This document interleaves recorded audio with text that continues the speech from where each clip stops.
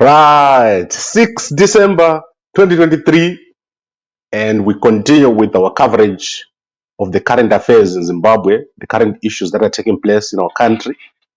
Every morning in this December, I'll make sure that I'm there to give you the latest information of what is happening in Zimbabwe.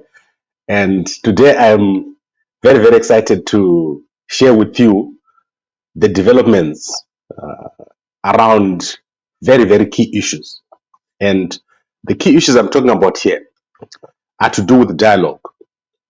You remember that Zanu PF is saying, first of all, Chamisa should go and talk to Chiwenga. Then they're saying they can't talk to Chamisa because they're already doing very well. And then they turn around. Now they've changed. They're saying if Chamisa wants to have dialogue, he must first of all recognize ED. And very, very soon, what is going to happen is that ED is going to unconditionally talk to Chamisa. You just give it a number of weeks. ED is going to squeal in terms of what is happening in the economy in Zimbabwe. You have never seen what is happening in the economy of Zimbabwe right now. People are fleeing the economy in Zimbabwe. It's painful in Zimbabwe. Nothing is moving. All the tourists have stopped coming to Zimbabwe. What they're doing now, the tourists will come to Zimbabwe. They're flying straight into Victoria Falls. That little 10 square meters. They land at Victoria Falls and then they see the Victoria Falls and go back. No one goes into the rest of Zimbabwe. So that's not tourism. People just go there because Victoria Falls is an internationally known destination. There is no money remaining in Zimbabwe. The Reserve Bank of Zimbabwe is clueless. And things are hot. People are fleeing the country to South Africa. This week alone, they stopped a number of buses at the border. There were over 400 children in those buses fleeing to their parents who are in South Africa. No one wants to come to Zimbabwe because the prices are so high. Everything is not working. And I want to show you a quick clip here of Mnangagwa speaking. These guys, they did not anticipate that the things would get so bad in Zimbabwe. So I want to play for you this small clip here. I think it will be displaying just shortly. So this is from a presentation which was done this week. Maybe they can come and we learn from each other. But the starting point is, can they just say, Chamisa send a word to the president that congratulations, you won the 23 August elections. Those magic words would really open a lot of vistas. Congratulations, Mr. President, you won the elections, I lost. Then we can start talking from there. But the MPs have already done it. They're in Mount Hamden. Right, so I'm going to stop sharing here. This is Mnangagwa. You can go and watch this speech. Zanu PF has gone to a point where they don't know what to do next. And this is because of the rigged election. This election has not been recognized anywhere. And what they're doing with Chabangu is now coming out in the open. It's coming out very, very clearly. And if you go and see what Zimbabwe did over the past month, that is the real. That is the real stuff. The Chabangu is actually working with these guys. It's now been revealed, and specifically Scott. Scott is working with Zimbabwe, with Chabangu. Sorry about that. So Chabangu does not know Scott. He thinks Scott is a normal person like everyone else. Scott is very on top of everything. He does not waste time to take advantage of a situation. So what they've done here is people like Mnangagwa, they don't understand how bad the situation is. But young guys like Scott, they know how to take advantage of the situation. And when they get into parliament, what they're planning to do there is big. It's not small. And you don't expect that these old guys are going to withstand people like Scott. There's a bigger game being played by the young guys in Zanu PF. And let me tell you what kind of person Scott is. Scott is a person that is in various businesses. And to make sure that he protects himself, he needs to have power. And that power means he needs to be in control of a certain area politically. And to give you an example, in our newspaper, we write about a lot of people. I've got a number of journalists who write about people. Scott, if you write a story about him, like now, so my guys write a story, I'm not here, I'm somewhere else. Within an hour, I will know about it. That the guys have wrote about me, they've used the wrong picture. Please change this thing to make me look good. He is that kind of guy who he is so particular about his image. And Chabangu, what Chabangu didn't understand when he got into this whole thing is how Zanu PF was going to take him and overwhelm him. And then if he tries to make any other move, they're going to threaten him. And he's going to be in danger from Zanu PF, and he's going to be in danger from independent actors within Zanu PF. He's going to be controlled. And eventually he's going to beg to be, Chamisa, please take CCC. Because these guys, once they grab you, they will not release you. And Zanu PF is Chabangu on the payroll. They don't pay actually. They just control him. So they'll tell him what to do, but they'll never pay him. Zanu PF doesn't pay. They just make use of him. And if you want to go and look at what happened, just go and look at the undercover work done by Sibachikanza. I normally don't take Sibachikanza seriously because he doesn't listen. But I actually looked at what he did with Chabangu. And it's a very, very big exposition of Chabangu and how he's thinking. Chabangu is going to hand CCC to Zanu PF.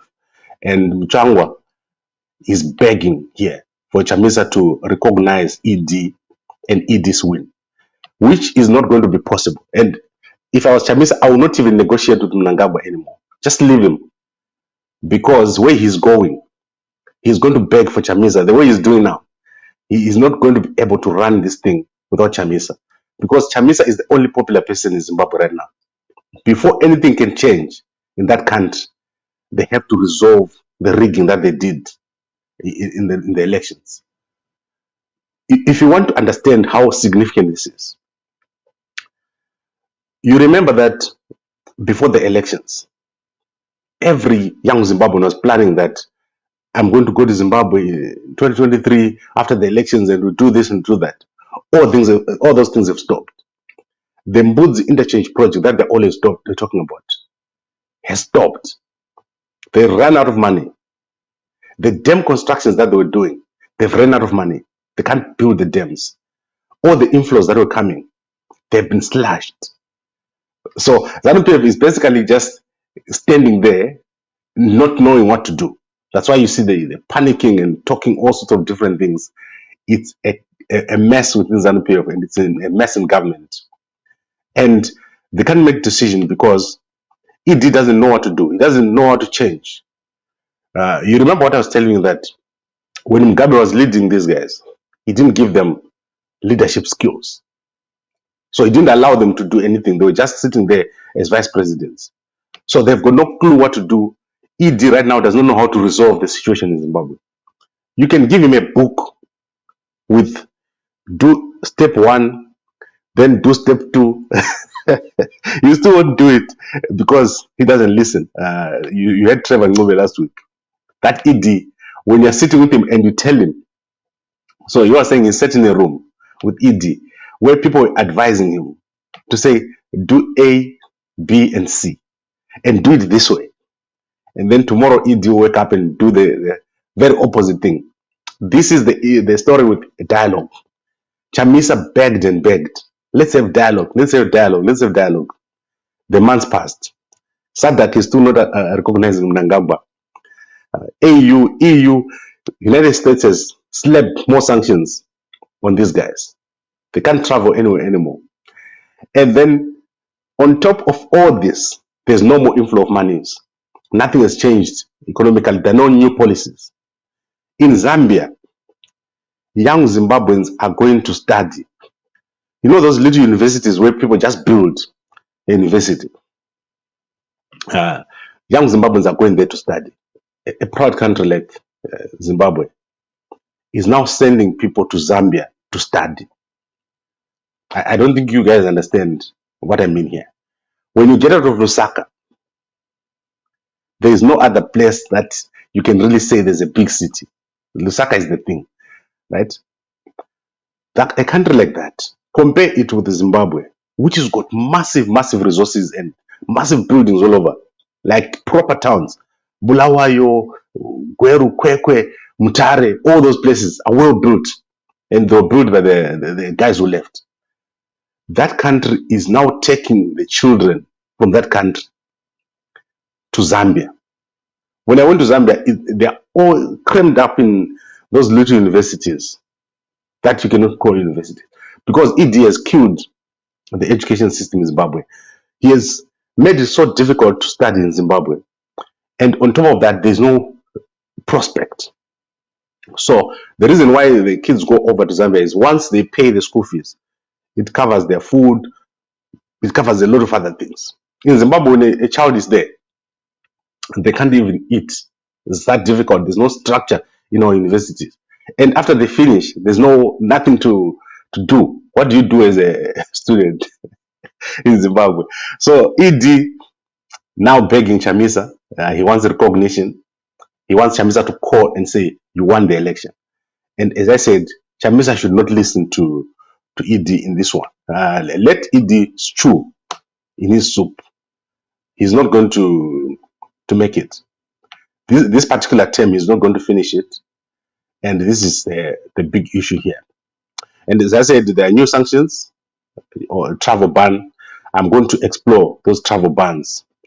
And my thinking is, besides banning people from traveling, the United States needs to give something to the young Zimbabweans. Make a special permit, work permit, even if it's a 2-year work permit or a 3-year work permit, like the one that they've got in the UK. They've got certain programs where you go there for 2 years, you do your thing and you come back. The United States currently has nothing for youngsters who are Zimbabwean, who are banning from these sanctions. They need to assist. Let's say take 200,000, 300,000 Zimbabweans every year who are out of school. Even if we make it 100,000, make them go there and have some sort of program, because it's difficult to survive under this environment. Zanu PF is vicious and they're failing to run this economy. It's very simple what they need to do. You heard all the things that Mnangagwa was talking about. Steel plants, roads, those are things in the sky. People want things they can eat and see, things in their houses. People want a house, a car, a job. They want to be able to send their child to school. They want water in the house. That's simple. People want those simple things. But Mnangagwa is busy talking about big, big things that make no sense. This is where we need Chamisa. Chamisa has got a clear plan for this. I've talked to the guys around Chamisa, and they have a clear plan of what needs to be done. ED has got no clue how to solve this problem. You cannot solve this problem without going back to the elections and addressing the issues that were raised by the observer missions. If the observers tell you, you did this mistake, you did that mistake, you did that mistake, you can now come and say, I'm not talking about it, but Chamisa, come and recognize me. That is what ED is doing, and it's a mess. So let's look at other news. Yesterday's news. At the passport office, there is a massive crash as people rush to get passports. They want to avoid the 100% increase. A Zimbabwean passport is now going to be costing 5,000 rands from 2,500 rands. It's already the most expensive passport in this whole region. And then Ngarivume is going to be in court today. Similarly, the CCC is going to be in court today with Chabangu. So those are two major stories. And then in today's news, if you go to the Newsday, so let's look at the Newsday today. What is in the Newsday? I normally look at the Newsday because these guys are very efficient. They put up the newspapers very, very early. So in my system, I'll be able to see their daily newspaper by 2 a.m. already. I will have seen the newspaper. So they're leading also with the Chamisa story, ED asking for recognition from Chamisa. And then another big story is the UK has made new laws for immigration. You're no longer going to be allowed to bring your child or your spouse under the cross. And so this is going to be a big blow to Zimbabweans. And then Zanu PF has responded to the new sanctions by the United States. They're saying they really don't care because they don't go there. So I think they got a bit of a point. Those sanctions, Zanu PF is not feeling the heat. Honestly, I don't want to lie. Zanu PF is not feeling the heat. These guys, Faz, they rigged the election and they're going to do it again. So how do you just leave Faz without getting the proper treatment that they deserve? There are people right now living at the houses of CCC leaders in Harare, ladies who were violated during the elections. The recalls that are happening now, people like Chabangu, people like Jonathan Moyo, they became a menace. Jonathan Moyo is now worse than Zanu PF in terms of supporting these recalls. So these are some of the things that need to be addressed. We need to see names now. If they want, I can help them. We can make a list for them of who needs to be on proper sanctions. Right now, people they need to squeal. Go to the guys who are surrounding ED, right? Who are in the family dynasty and hit them with sanctions.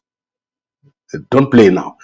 We need proper sanctions now targeted at these guys.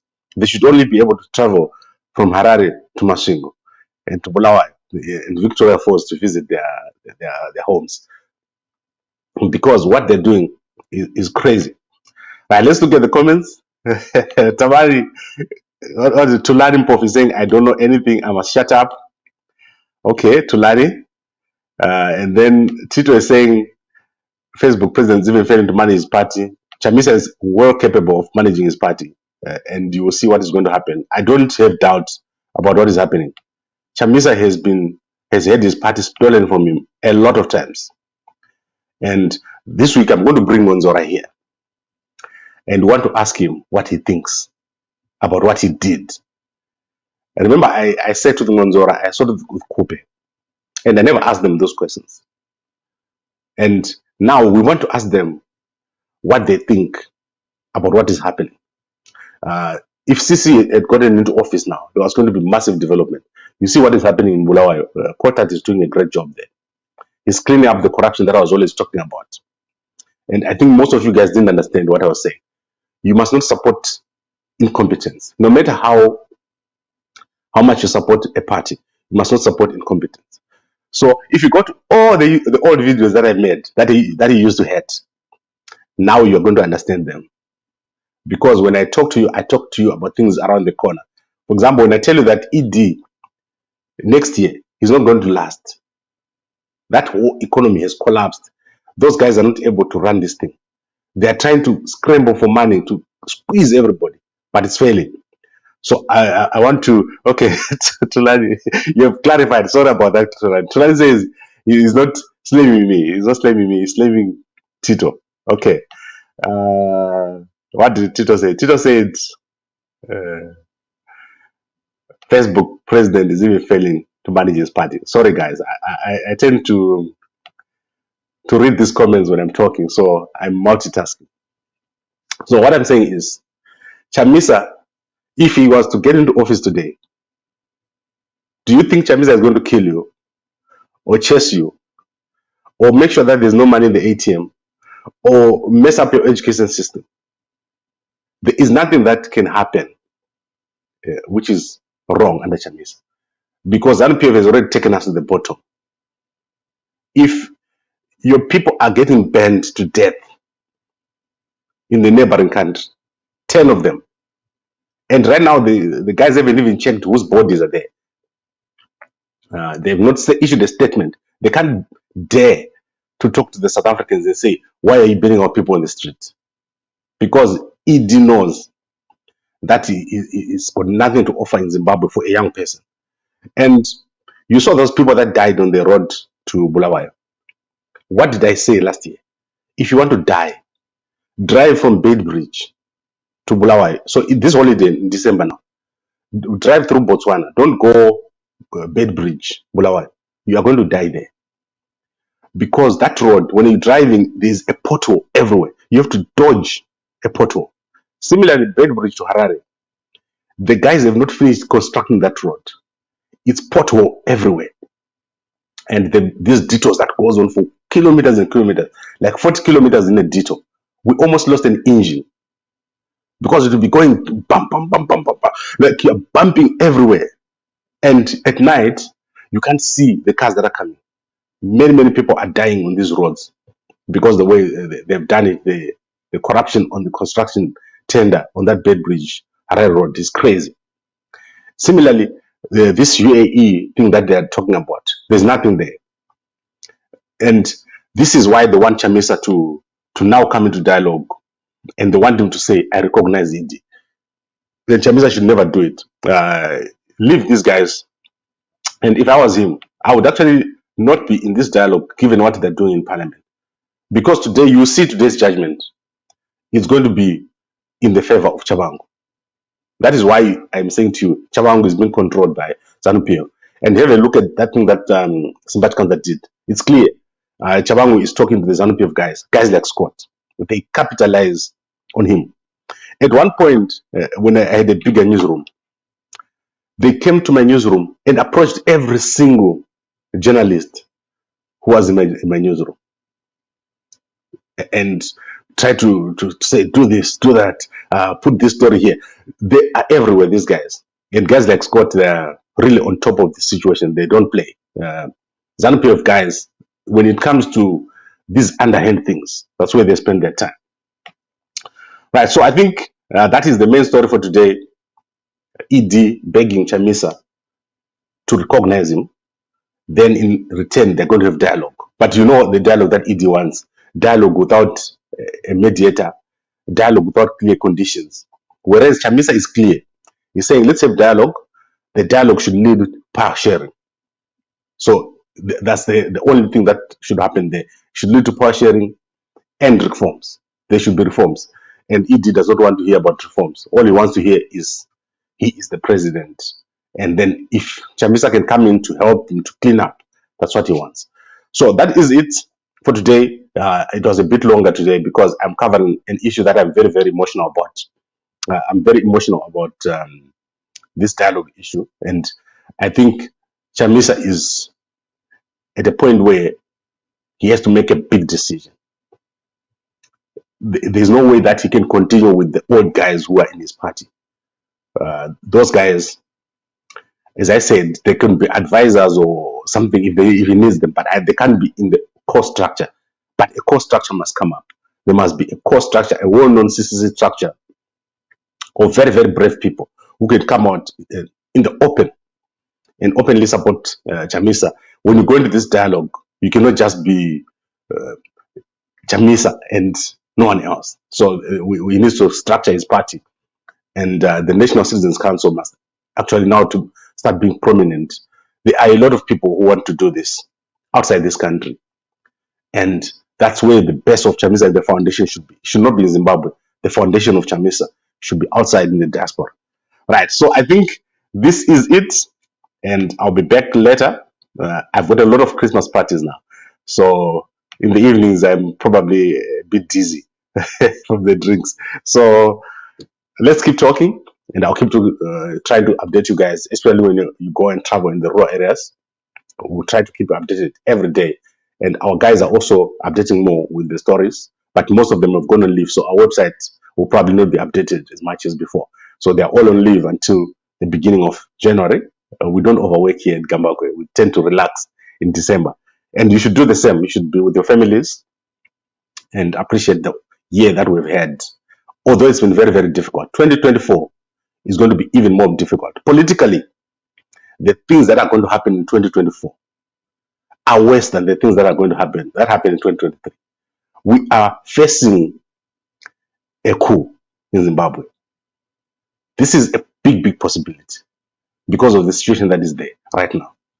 And we were back to that point where we were back in 2018, when soon after the elections, we were now at a point where things are so hard. But there's no reversing here. Where we are now down, going downhill. And this downhill is going to get faster and faster in 2024. And it's going to be even more difficult for everyone. So brace for a very, very bumpy ride in 2024. But we'll be together to update you. Thank you very much, everybody. And good morning.